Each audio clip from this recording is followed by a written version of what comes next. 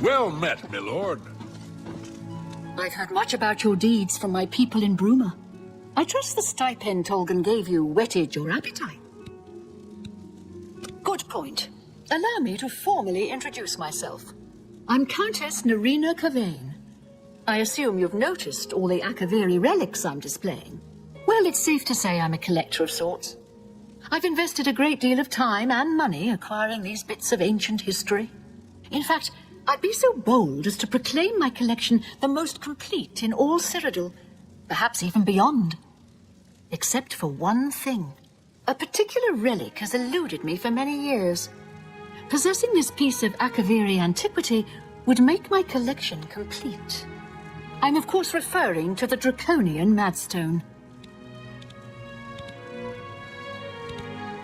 I've been looking for just the right owner for a special home I have. It's a quaint little house conveniently located just off the main gate.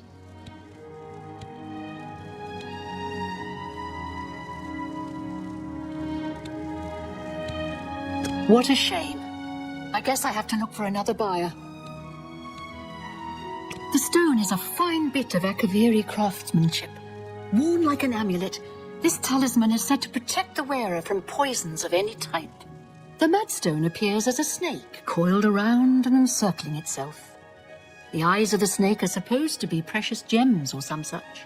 Through my sources, I've learned that the last reported location of the Madstone was the ruins at Pale Pass.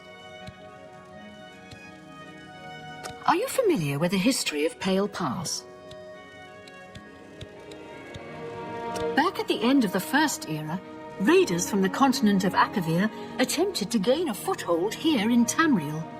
At that time, the Empire was broken into smaller factions.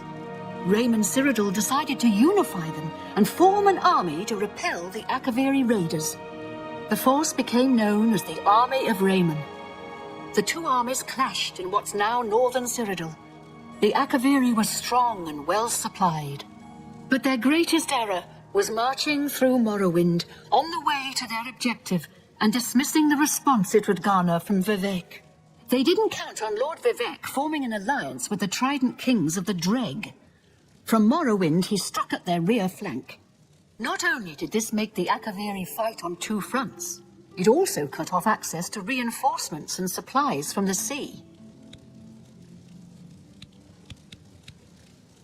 Not quite.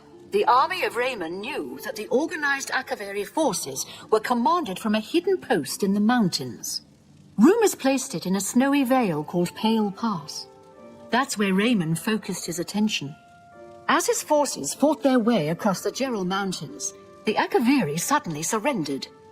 It was assumed they were overwhelmed and gave up.